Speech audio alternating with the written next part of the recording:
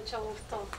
Yo soy Ana Forcinito y trabajo en la parte de literatura y cultura latinoamericana, pero una de mis áreas de especialización es el testimonio, ¿no? Son las narrativas testimoniales. Y estoy acá con Emilio Prenzel y lo voy a presentar brevemente y vos tal vez podés hablar un poco más de tu trabajo más reciente. Y lo que yo pensaba era empezar después de la presentación haciendo algunas preguntas a Emilio y después más hacia el final, y tal vez hay alguien que puede mirar el tiempo como para cuando sean 35 minutos, 30 minutos, que abrirlo a preguntas que puedan tener ustedes.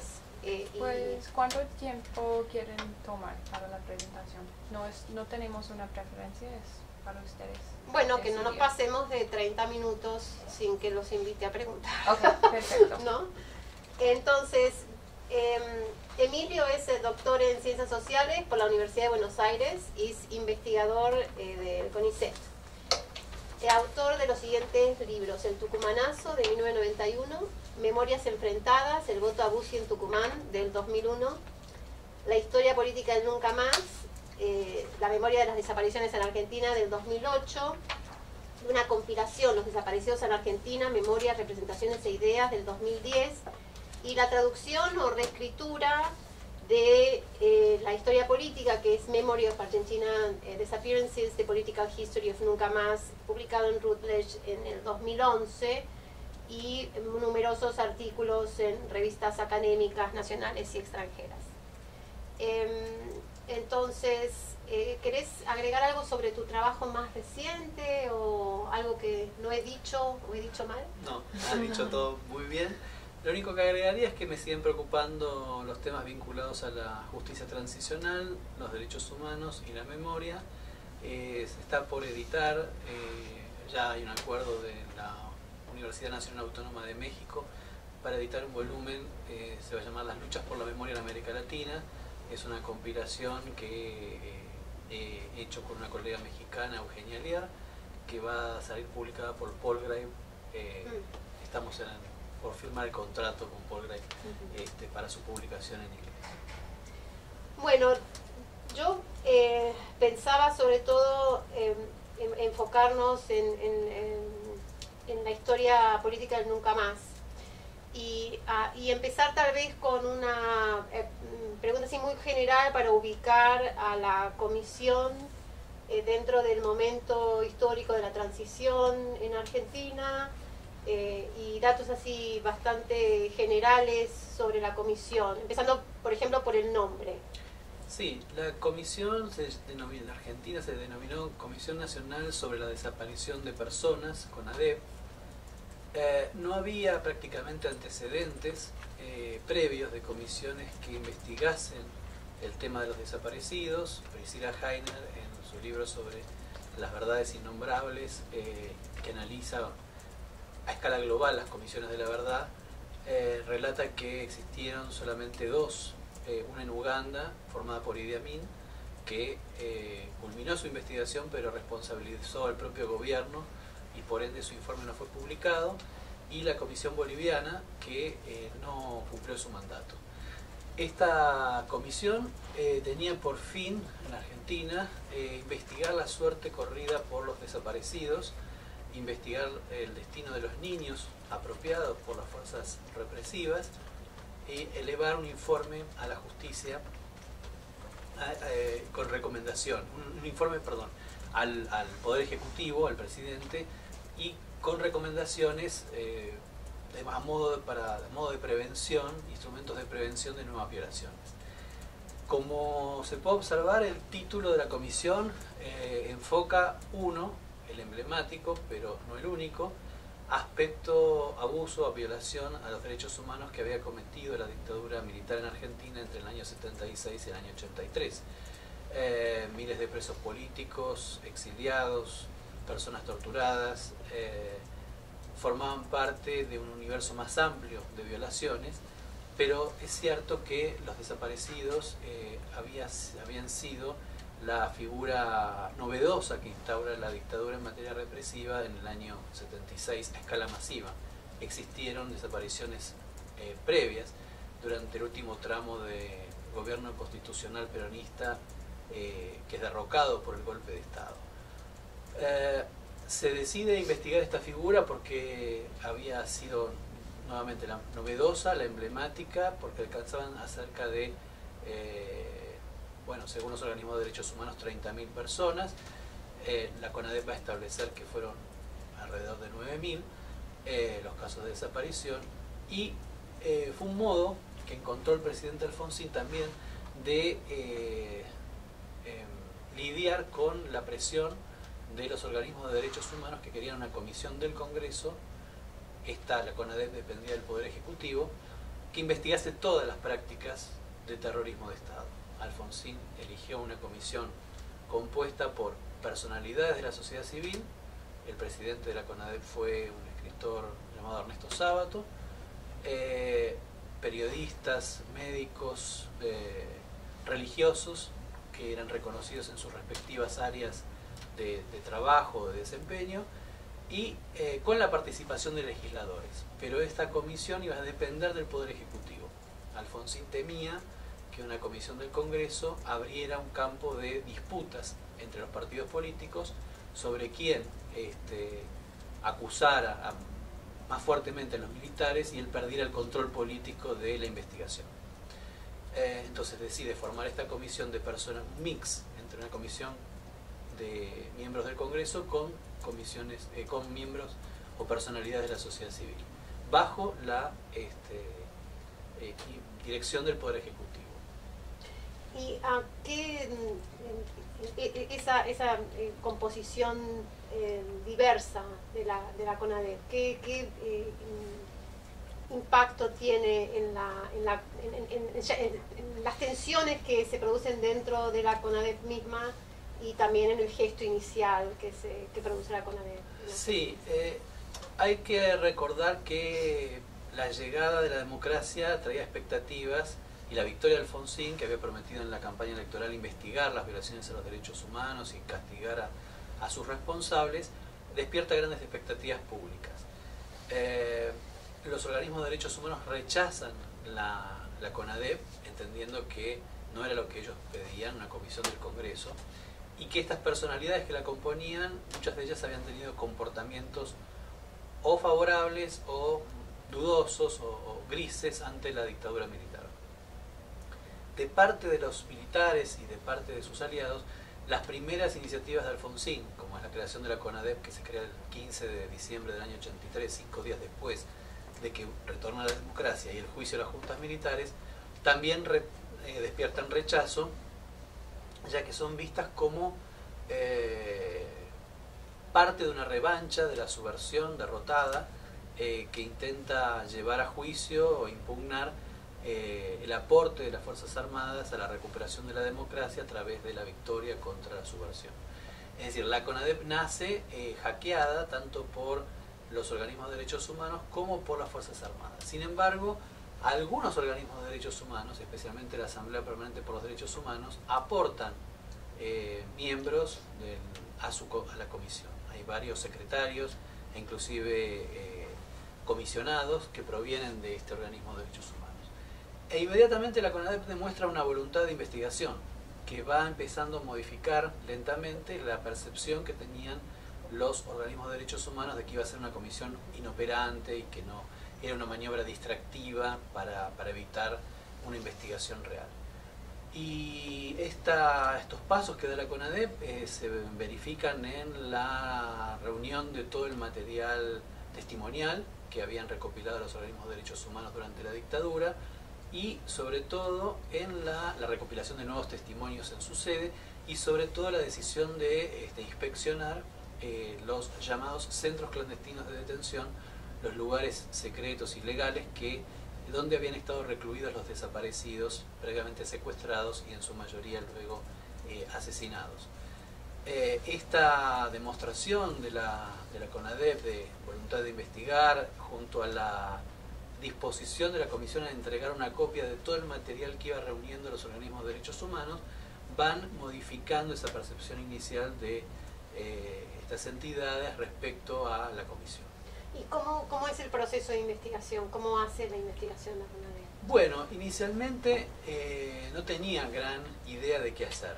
Todavía en la Argentina, pese a los informes de distintas comisiones, como la de la Organización de Estados Americanos, la Comisión Interamericana de Derechos Humanos, que había visitado el país en el año 79 y en su informe había afirmado que la mayoría de los desaparecidos habían sido asesinados, lo cierto es que muchos familiares confiaban en que todavía podía haber desaparecidos con vida. Entonces la CONADEP inicialmente realiza inspecciones a unidades militares, a hospitales. Se decía que podía haber desaparecidos que por la tortura hubieran quedado afectados en sus condiciones mentales. Entonces la CONADEP inspeccionó distintos hospitales psiquiátricos y algunas cárceles buscando desaparecidos con vida. Rápidamente los comisionados que provenían de los organismos de derechos humanos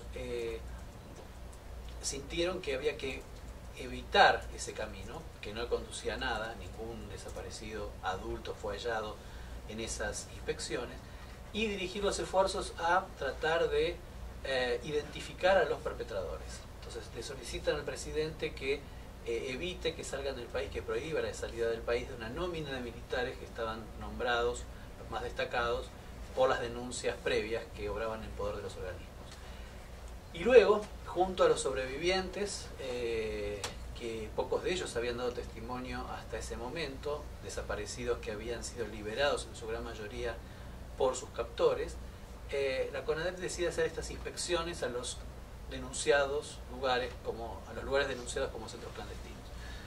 Y esas inspecciones permiten confirmar que estas personas estuvieron allí recluidas, porque son en general unidades policiales o militares a las cuales las personas civiles no tienen acceso, y estas personas que concurren junto a los miembros de la CONADEP pueden identificar previamente, antes de concurrir al centro, dibujan croquis y detallan las características de esos espacios, y estas descripciones son confirmadas cuando se realizan las llamadas inspecciones in situ en el lugar, entre los miembros de la comisión y los sobrevivientes.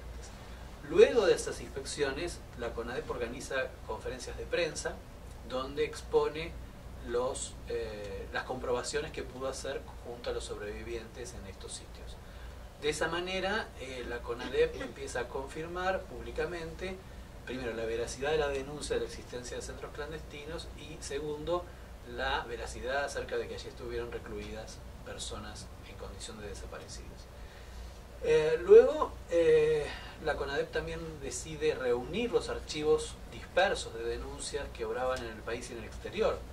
Los organismos de derechos humanos habían recolectado información en el país y también en distintos lugares, organizaciones transnacionales de derechos humanos habían recopilado material. Entonces, la CONADEP concentra y depura esos archivos. Había denuncias duplicadas, triplicadas, había personas que habían denunciado en 10 o 15 lugares diferentes la desaparición de su pariente. La CONADEP hace una síntesis de todas esas denuncias tratando de conformar un archivo único de testimonios, y va organizando esta información por centro clandestino. Si los centros clandestinos durante la dictadura habían sido el lugar central del sistema de desaparición, era el lugar donde eran llevados los secuestrados previamente a su exterminio, ahora se convierten paradójicamente en el elemento que va a permitir ir reconstruyendo por un lado la nómina de las personas que estuvieron ahí recluidas, porque los testimonios de los sobrevivientes cuentan que otros desaparecidos estuvieron con ellos, pero también la nómina de los perpetradores, las personas que estuvieron en condición de guardias, torturadores o jefes de esos centros clandestinos. De ese modo se invierte este lugar del centro clandestino como espacio nodal o clave del sistema de desaparición, y pasa a transformarse en un lugar clave para reconstruirlo, en pos de una revelación de la verdad ocultada. ¿Cuál es el gesto que hace la CONADEP y luego el reporte de la CONADEP, no solo en términos de investigación, sino en términos de justicia? ¿Y qué rol tiene lo que se llama la teoría de los dos demonios dentro de ese gesto. Sí, previamente quería agregar algo más en relación a la pregunta anterior, que la CONADEP arma un documental llamado Nunca Más, que presenta los avances de la investigación por televisión. Este documental es visto por cerca de 1.600.000 personas y se convierte en un elemento de gran impacto público, en el cual intervienen, básicamente el documental se estructura con un locutor, pero que va enlazando voces testimoniantes, que son las de los familiares de desaparecidos que cuentan los secuestros, luego de desaparecidos que sobreviven y relatan lo que sucede en el centro clandestino, y luego también de madres y abuelas de Plaza de Mayo que relatan la búsqueda de los desaparecidos. De ese modo el documental pone en escena estas voces que poco antes, meses antes, durante la dictadura habían sido estigmatizadas. En este documental se verifica la aparición de una tensión en relación a la meta de justicia compartida por los miembros de la CONADEP, el gobierno y los organismos de derechos humanos. Por un lado, el ministro del Interior, que hace una introducción al documental, plantea la idea de que la justicia se va a arribar a través del castigo a las máximas jerarquías. En cambio, los miembros de los organismos de derechos humanos que intervienen, los sobrevivientes, recalcan que nunca más se va a asegurar con el juicio y el castigo a todos los culpables. Es decir, el gobierno de Alfonsín planteaba una meta de justicia limitada, castigar a las juntas militares, también a los máximos líderes de las guerrillas, y en el caso de los militares, castigar también a aquellos que se hubieran excedido en el cumplimiento de órdenes. Quienes hubieran cumplido órdenes, por más que fueran órdenes ilegales, iban a quedar excluidos de la búsqueda o del debate jurídico. Esto se llamó la idea de castigar a la guerrilla y a las juntas militares, y de proponer que en realidad la violencia de la dictadura tuvo por meta enfrentar una violencia previa guerrillera, fue denominada teoría de los dos demonios porque proponía una idea relativa en relación al pasado de que había habido dos violencias contrapuestas, la guerrillera y la militar, y que el resto de la sociedad había sido ajeno a ese proceso de violencia. El Nunca Más, de algún modo, en la presentación del programa, esta idea es sustentada por el ministro del Interior y luego va a ser reproducida en el prólogo del informe de la CONADEP, que comienza diciendo que en los años 70 en la Argentina se vio atravesada por una violencia que provenía tanto de la extrema izquierda como de la extrema derecha. Y de algún modo también ese prólogo va a proponer que sobre la violencia de la extrema izquierda ya se han producido, inclusive por parte del gobierno militar, una serie de libros y películas que dan cuenta de esa violencia, y que de lo que va a tratar el reporte es de presentar las violaciones a los derechos humanos cometidas por el Estado. En esas frases hay como un reconocimiento de la CONADEP a el saber constituido sobre la violencia previa al golpe de Estado por los militares. Entonces, por un lado, la CONADEP en su informe Nunca Más reproduce la idea del gobierno de Alfonsín de que en el pasado se enfrentaron violencias contrapuestas, y por otro lado, en el programa de televisión y también en el informe Nunca Más se verifican estas tensiones entre los comisionados miembros de la CONADEP, que algunos provenían del gobierno, asesores en derechos humanos del gobierno, o los diputados, hubo algunos diputados oficialistas que participaron de la comisión, y los comisionados que provenían de los organismos de derechos humanos, que mientras los primeros pedían una justicia limitada, que abarcara solamente a los máximos responsables, las juntas militares, los comisionados de los organismos de derechos humanos querían extender la inculpación al resto de las Fuerzas Armadas. Antes de pasar a lo que yo creo que es uno de los aspectos muy enfatizados en tu trabajo, que es cómo se entiende la figura del desaparecido, te quería pedir si podías mencionar los momentos claves de la transición democrática en Argentina en términos de justicia, de impunidad, como para tener un marco. Sí, como decía, inmediatamente que Alfonsín asume, el 10 de diciembre del 83, el 13 de diciembre ordena el inicio de las causas penales contra los miembros los jefes de la guerrilla y los miembros de las 3 primeras juntas militares. Luego envía al Congreso una ley de reforma del Código de Justicia Militar que va a permitir que sea primero el tribunal, el Consejo Supremo de las Fuerzas Armadas, un tribunal militar, quien juzgue a las juntas militares. Y que en caso de que este tribunal falle en esa meta, la causa pase a la justicia civil. El segundo momento es cuando el tribunal militar dice que no hay razones para llevar a juicio a las juntas militares, entonces la causa le es retirada al Consejo Supremo y empieza el llamado juicio a las juntas en abril del año 85, en el cual son condenados los miembros de la primera junta militar, la que da el golpe de Estado, y reciben penas menores o algunos son absueltos miembros de las juntas sí, que le siguieron. A partir de ese momento el gobierno intenta limitar los juicios y en el año 86, en diciembre, sanciona la ley llamada de punto final que proponía que en 60 días se iba a poder presentar causas por derechos humanos y que aquellos que no fueran, las causas que quedaran por fuera de esos 60 días de plazo, las personas, todo el resto de las personas iba a quedar libre de persecución penal. La ley fue sancionada a fines de diciembre, con lo cual le otorgaba prácticamente un mes o 20 días hábiles, porque en enero están cerrados los tribunales, a los organismos de derechos humanos para presentar causas. Era una ley que buscaba limitar la cantidad de personas llevadas a juicio. Sin embargo, los organismos de derechos humanos trabajan muy fuerte esos meses y se presentan cientos de causas, con lo cual el problema Alfonsín no termina de resolverlo.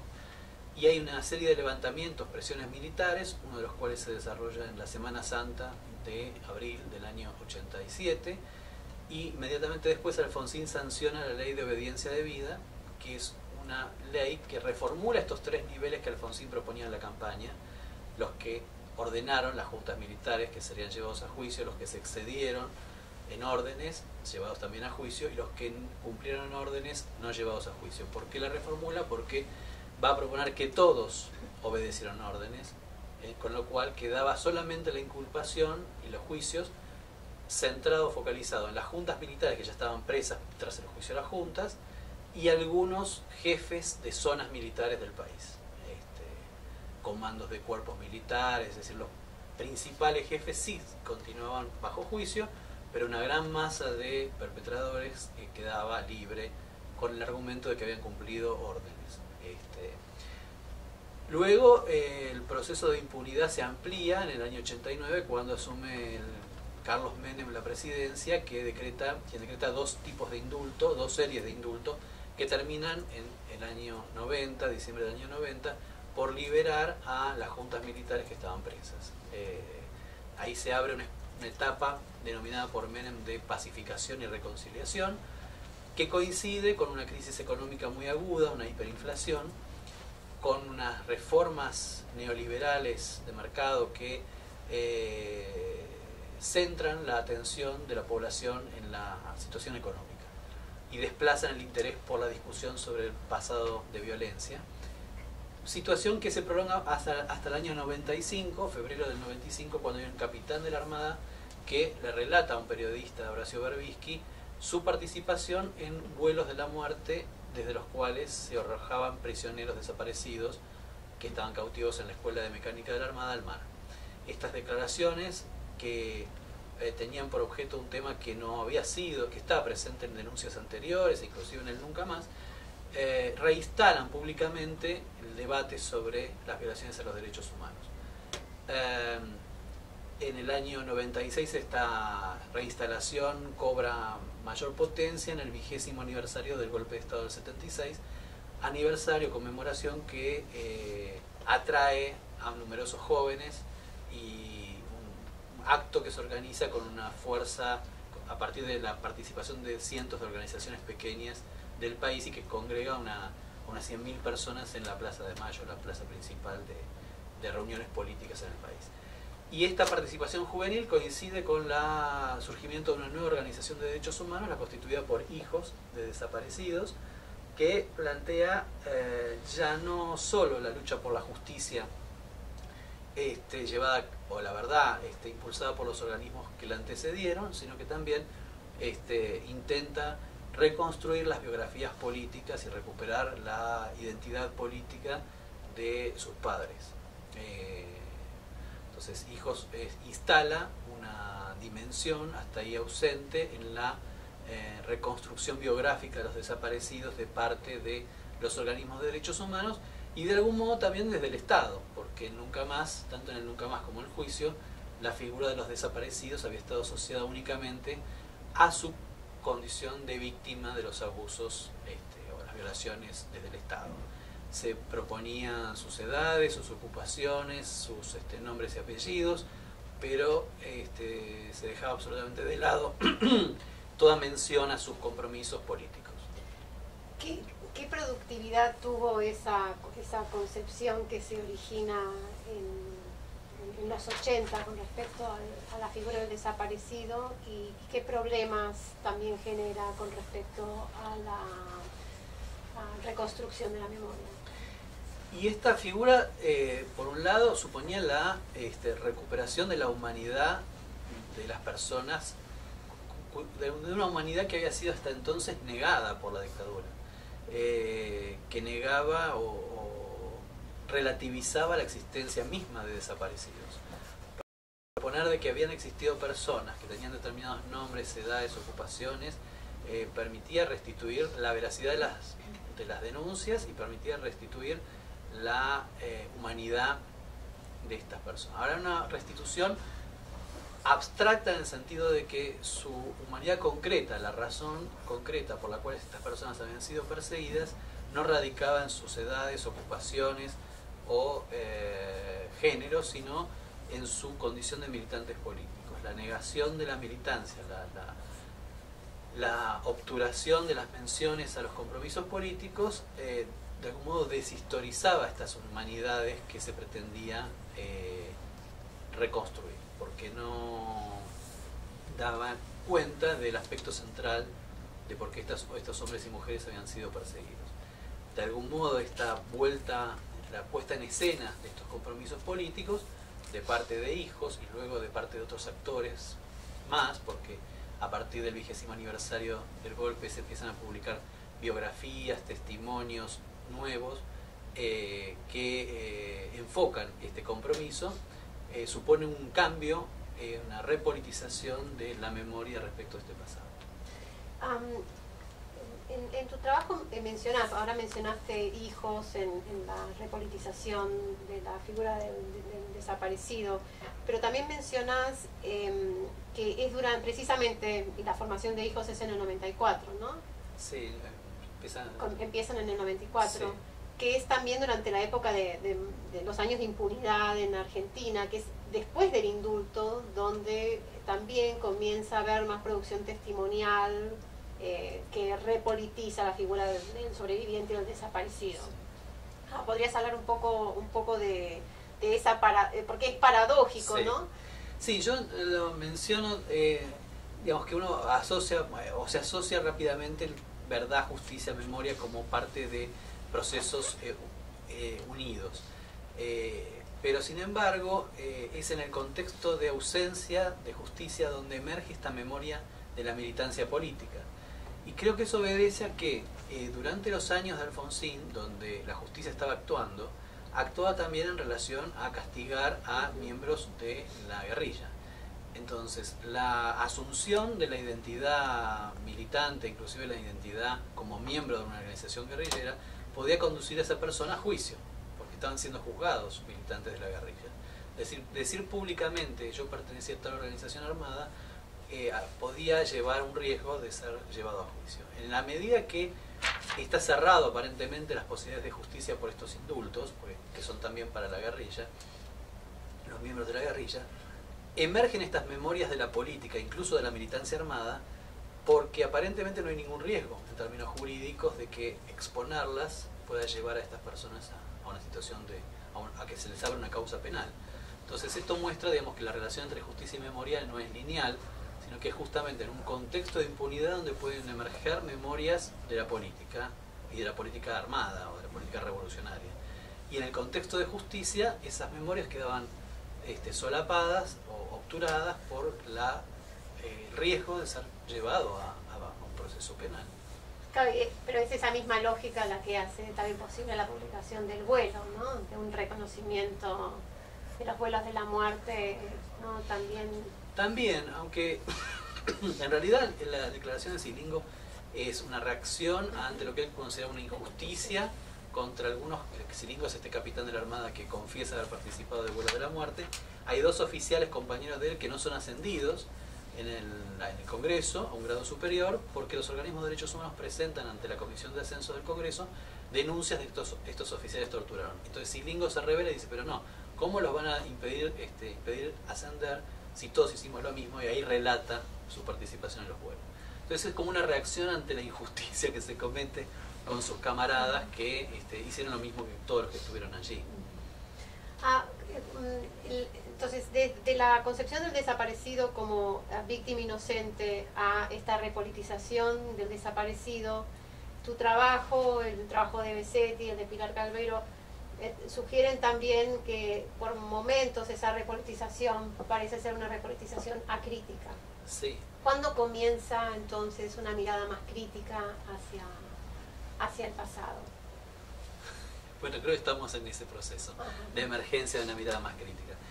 Todavía, digamos, las biografías militantes o de los militantes reponen cierta, uno podría llamar literatura de las virtudes, es decir, eran militantes abnegados que luchaban por un mundo mejor, etcétera, etcétera. Y una aproximación crítica de esos compromisos todavía creo que está en ciernes o está pendiente. Esta literatura de las virtudes militantes de algún modo prolonga la literatura de la virtud de la víctima inocente. La víctima inocente era una víctima que no tenía que ver con la política, pero que, a diferencia de la virtud militante, de la literatura de la virtud militante, pero que era el más abnegado, el más trabajador, el que tenía los mejores valores morales, el mejor estudiante, el más compañero. Es decir, había una serie de virtudes que eran presentadas como en el reclamo de justicia. Ahora ya no se trata de un reclamo de justicia, pero hay una prolongación de un estilo que privilegia la valoración de estas virtudes de quienes ya no están. Y creo que se está en ciernes de una aproximación más crítica a la militancia radicalizada de los años 70 en la Argentina. Hay algunas contribuciones que uno podría decir que ponen ese foco, inclusive al modo en que se ejerció la memoria entre la izquierda revolucionaria de los 70, por ejemplo los trabajos de Roberto Pitaluga sobre Trelew, algunos trabajos de Alejandro Berti, bueno, creo que las reflexiones de Héctor Schmuckler, es decir, son trabajos que, los propios trabajos de Pilar Calveiro y Besetti, digamos, tratan de pensar la relación con la política y con la violencia que tuvo la generación de los 70 desde una perspectiva que ni la demonice ni la idealice, y que trate de poner en esa paleta desde un prisma de un abanico, una paleta de perspectivas, esa mirada, esas prácticas de foco, ¿no? Pero incluso tal vez uno podría ir hasta antes de la publicación de Nunca Más con Recuerdo de la Muerte, que es un texto que al mismo tiempo que sostiene el heroísmo y esa narrativa politizada, tal vez heroica, también propone una línea crítica, ¿no? Sí. Por lo cual Nunca Más cancelaría esa... Sí, hay una competencia, uno podría decir que hay competencias de narrativas en cada etapa. Recuerdo de la Muerte fue un libro publicado en el año 83 con un gran éxito de ventas que de algún modo compitió con el Nunca Más en esa etapa. Creo que en el fondo hay una tensión todavía irresuelta entre la narrativa de la militancia revolucionaria y la narrativa de los derechos humanos, que por momentos parece confundirse en una sola, por momentos parece contraponerse, por momentos parecen capaces de establecer puentes o lazos que las articulen. Después del 2003 se produce una transformación que afecta también al nunca más, en términos de una reescritura de un prólogo. ¿Podrías referirte un poco? Sí, 2003 es el año de la asunción de Néstor Kirchner a la presidencia, después de una nuevamente gran crisis. Hablamos de Argentina, siempre hablamos de gran crisis económica y social, y el gobierno decide anular las leyes, impulsar la anulación de las leyes de obediencia debida y de punto final, con lo cual se abre nuevamente la posibilidad de juicios penales, obturada desde el año 90 por los indultos. A la vez impulsa la transformación de algunos centros clandestinos que seguían oficiando en ese momento como escuelas militares, en centros de lugares de memoria, como el caso de la Escuela de Mecánica de la Armada. Y entre otras medidas también se instaura el 24 de marzo como feriado, como fecha de recuerdo de las violaciones a los derechos humanos. Y en el año 2006, al cumplirse el 30 aniversario del golpe de Estado, la Secretaría de Derechos Humanos de la Nación impulsa la reedición del Nunca Más y la adición de un nuevo prólogo en el cual se presenta una nueva perspectiva distinta a la del prólogo original sobre el pasado de violencia. Este prólogo enfatiza el vínculo entre la imposición del terror y de las violaciones con la implementación de un plan económico antipopular, neoliberal. Aspecto que el Nunca Más original no mencionaba en su prólogo. Y también enfatiza o propone que el prólogo original postulaba una simetría justificatoria, una igualación entre las violencias de izquierda y la derecha que terminaba justificando el terrorismo de Estado. Bueno, a la vez también, a diferencia del prólogo original, planteaba un corte entre la administración o el gobierno de los Kirchner respecto de los predecesores constitucionales que habían sancionado leyes de impunidad, que habían prolongado de alguna manera el modelo económico instalado por la dictadura militar, divisoria que en realidad en el prólogo original estaba dada por la dicotomía entre la dictadura y la democracia. La democracia en el prólogo original se planteaba como un horizonte que iba a permitir evitar el regreso al pasado, y en el nuevo prólogo en realidad la división ya no está dada tanto por la democracia y la dictadura, sino por el carácter fundacional que se propone respecto de los gobiernos de los Kirchner en relación a los gobiernos constitucionales precedentes. Y en relación a esta cuestión de la simetría justificatoria, esta fue la frase que detonó una serie de debates, conflictos, puesto que si bien en el informe original el informe original hacía presente esta historización bastante pobre y bastante falaz de la existencia de la violencia de izquierda como motivo de la intervención militar, lo cierto es que no planteaba una justificación del terrorismo de Estado. Al contrario, permanentemente el prólogo enfatiza la diferencia cualitativa que existe entre la violencia ejercida por el Estado respecto de la violencia insurgente. De todos modos, se trató de una intervención que también fue discutida desde el punto de vista ético, en el sentido de decir, el documento, el Nunca Más era un documento compartido que no podía ser modificado. Se habló también de que se había suprimido el prólogo original, cuestiones que no eran ciertas, pero todos estos hechos, estas intervenciones mostraron el carácter aún canónico de este informe,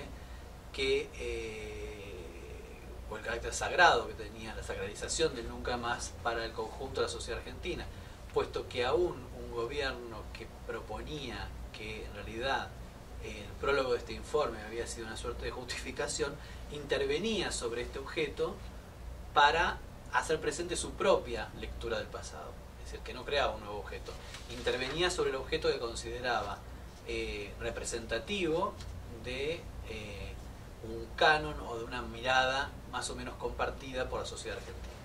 Entonces, estas intervenciones, como otras que la precedieron a lo largo de los años 90, es decir, que usaban el Nunca Más para a la vez editándolo, publicándolo, para a la vez hacer presente otras lecturas del pasado, por un lado discutían con ciertas premisas, ideas que estaban presentes en el informe, pero a la vez reforzaban el carácter canónico de este informe, porque lo republicaban, lo reeditaban, siempre añadiéndole alguna cuestión. Pero en realidad en ese movimiento hacían dos cosas: lo discutían, pero a la vez también lo afirmaban como canon. En el marco de la lucha por la verdad y por la justicia, desde hoy, ¿no?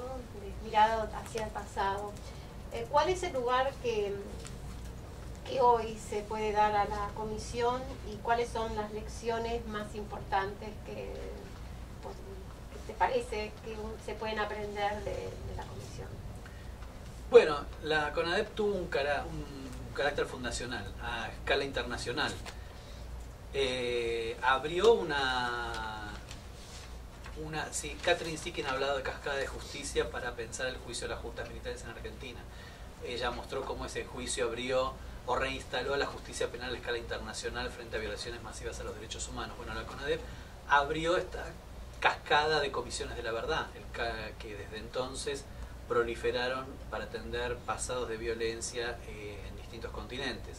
Es decir, ha tenido una suerte de legado internacional la CONADEP, cuya experiencia fue en algunos casos descartada, en otros casos asumida parcialmente, pero siempre tomada en cuenta a la hora de discutir qué hacer y cómo conformar una comisión de la verdad.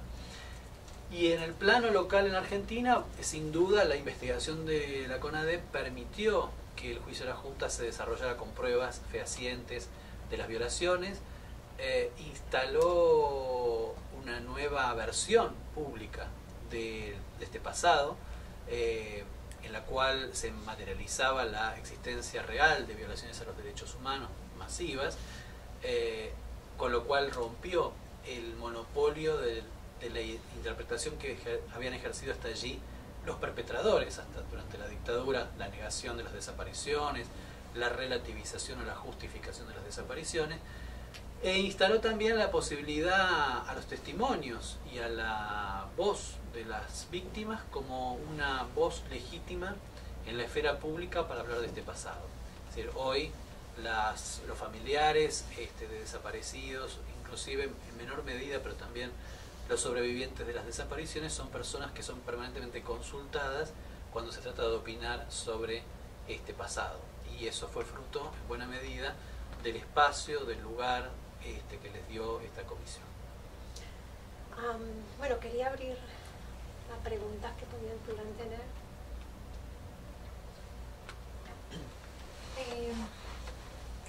Ustedes saben que en Colombia también estamos en un momento muy parecido, con la diferencia que el conflicto sigue, que se hizo una desmovilización de unos grupos que no ha tenido ninguna consecuencia porque ahora cambiaron de nombre, pero siguen haciendo las mismas brutalidades que antes se cometían. Seguimos teniendo muchos desaparecidos. Y yo quisiera saber qué fue como lo determinante para hacer esa comisión, porque nosotros no tenemos esa comisión, las personas siguen desaparecidas, no hay una verdadera justicia ni reparación. Y simplemente lo que se hizo fue que se despenalizaron unos delitos para ciertas personas, dándole unos indultos y unas penas muchísimo menores que se contemplan. Pero me gustaría saber qué fue lo que, como el detonante, fue el cambio de gobierno, ¿qué fue como eso? Bueno, realmente la situación argentina del año 83 es muy distinta a la colombiana. Es decir, en Argentina la transición a la democracia fue producto de la derrota militar argentina en la guerra con Inglaterra por las Malvinas, y eso debilitó a la dictadura, le imposibilitó imponer condiciones a los civiles, y después sucedió que ganó un candidato que tenía voluntad de hacer algún tipo de justicia. Entonces esos dos factores crearon una transición distinta a la transición chilena, que fue pactada con Pinochet como senador vitalicio, con la vigencia de la Constitución reformada por Pinochet, etcétera, como jefe de las Fuerzas Armadas Pinochet. la transición uruguaya, que suponía también un compromiso de no juicios, de no realizar juicios, o la transición también en Brasil. Y eso abrió un campo de posibilidades nuevo. Es decir, fueron una contingencia histórica del modo en que se pudo, el modo que se llevó adelante la transición en la Argentina. Un movimiento de derechos humanos fuerte, heterogéneo, muy creativo también, que presionó permanentemente, pero que no sé cuál hubiera sido la situación si no se daban estos factores anteriores. La situación colombiana es distinta porque el conflicto continúa, las violaciones siguen, y a la vez tienen la paradoja de que se quieren implementar una serie de procesos o herramientas de justicia transicional durante un conflicto que sigue. Entonces son situaciones muy diferentes y además la historia de la violencia es muy distinta en los dos países. Entonces yo diría que como aspecto es, bueno, una decisión de un gobierno de construir una nueva verdad pública sobre ese pasado, a la vez de materializar algún tipo de justicia en relación a esos hechos, la existencia de sectores de la sociedad civil movilizados con capacidad de incidir en la opinión pública, bueno, y un contexto, si todo eso es más favorable en el sentido para el caso argentino, yo diría que el contexto en que se desenvolvió la CONADEP era un contexto internacional mucho más difícil que el actual, porque era un contexto donde aún perduraba la Guerra Fría, Argentina estaba rodeada de dictaduras militares, los acusados de las violaciones seguían teniendo, no las juntas militares, pero sí el resto, posiciones dentro de las Fuerzas Armadas. Argentina un país donde en 50 años había habido golpes militares constantes, es decir, que todo conspiraba a nivel internacional, regional y nacional contra la posibilidad de un proceso de verdad y justicia. En el caso colombiano las condiciones internacionales son muy distintas, pero bueno, a veces los factores internacionales no deciden todo y pueden decidir más las relaciones de fuerza internas. Yo diría que ahí están esas dos diferencias, ¿no? Condiciones nacionales muy distintas e internacionales también. Yo quisiera saber un poco más cómo asumió el nuevo gobierno la reparación a las víctimas frente a esas violaciones. Bueno, una de las recomendaciones de la CONADEP fue reparar a las familiares de desaparecidos, a los hijos especialmente. Y esas reparaciones primero comenzaron ya durante el gobierno de Alfonsín a través de una excepción para realizar el servicio militar a los hijos de desaparecidos en el año 86. Pero se ampliaron durante el gobierno de Menem en el contexto de impunidad, cuando la Corte Interamericana de Justicia presionó al gobierno argentino, cuando los organismos de derechos humanos denunciaron las leyes de impunidad, la Corte se expidió, bueno, en contra de esas leyes, de los indultos también, pero a la vez presionó al gobierno argentino para que repare de alguna manera a las víctimas. Y en el año 94 se sancionaron una ley de reparación para personas familiares desaparecidos y otra para los presos políticos. Es interesante porque estas leyes, especialmente la de presos políticos, establecía un periodo para las personas que hubieran estado detenidas desde el año 74, cuando se sanciona el estado de sitio, hasta el 83. Es decir, que esa ley cambiaba la periodización que instaló el Nunca Más 76-83 e incorporaba un periodo más, ya no institucional, la dictadura militar, sino un periodo signado por una medida represiva, como la sanción del estado de sitio, hasta el final de la dictadura militar. Luego ha habido reparaciones bajo el gobierno de Kirchner a hijos de desaparecidos. Y está en estudio, pero es de difícil implementación, una reparación para exiliados políticos. Digo de difícil implementación porque la mayoría de los exiliados políticos no salió a través del Alto Comisionado de Naciones Unidas para los Refugiados, ACNUR, sino por otros medios, con lo cual atestiguar sobre la condición de exiliado político solamente es para una minoría posible en términos de poder presentar un papel que diga que la ACNUR, que salió al exilio a través de la ACNUR. Pero bueno, ha habido una serie decir, que las medidas de reparación han sido también bastante variadas y amplias. Ahora se está en estudio también, o se hace sancionado, no recuerdo, una indemnización para un pago de por vida, como una pensión, para las personas que estuvieron en condición de presos políticos. Pues la indemnización fue por única vez un monto determinado por día de prisión. Ahora se estudia la posibilidad, o se ha implementado una pensión de por vida. Inicialmente se habló de 30.000 desaparecidos, posteriormente de 9.000 desaparecidos. Usted decía que varias veces los reportes se hacían doblemente, se hacían 2 o más veces. ¿Qué otros factores influyeron en esta desproporción? Bueno, la CONADEP hizo un trabajo en 9 meses, surge el 15 de diciembre y entrega su informe el 20 de septiembre del 84, así que en 9 meses hizo su investigación, juntó testimonios provenientes de distintas fuentes y en algunos casos había una duplicación producto de mujeres que estaban registradas con apellido de casada y de soltera, nombres mal escritos, personas que habían sido denunciadas como desaparecidas y luego habían sobrevivido, pero no comunicaron al organismo de derechos humanos donde hicieron la denuncia que habían sobrevivido, y que bueno, que sabían que figuraban en listados. En el año 96, en el 20º aniversario, hubo una persona, yo estaba participando de la realización de una nómina de estudiantes desaparecidos, y hubo una persona que se acercó a decirnos que ya figuraba en la nómina y que por favor la sacáramos, pero que ella había estado desaparecida, pero nunca había ido, y que el amigo de un hijo la vio, le comunicó al hijo, y que el hijo le dijo: mamá, pero ¿qué haces en ese estado? Bueno, es decir, ese tipo de situaciones.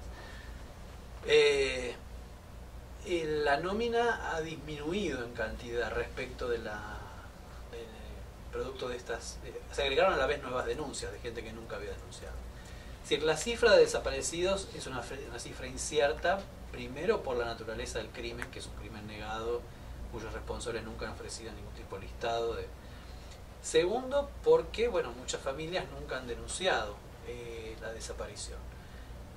Pese a la existencia de una comisión de la verdad, pese a la existencia de reparaciones, pese a que desde el año 2003 hay un clima político en el país favorable a que la gente denuncie violaciones a los derechos humanos que haya sufrido, y creo también que la cifra de 30.000 desaparecidos fue una cifra que se convirtió en emblema de los organismos de derechos humanos, pero que no es eso, es un emblema.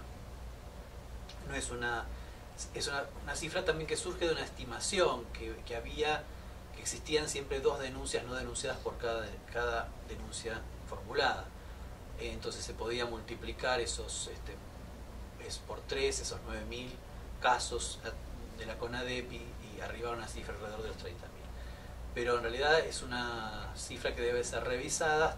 Hoy hay menos casos registrados todavía que los 9.000 de la CONADEP, fehacientemente. Se ha ampliado el número de casos de personas que sobrevivieron, que transitaron por la desaparición registradas y que luego fueron liberadas.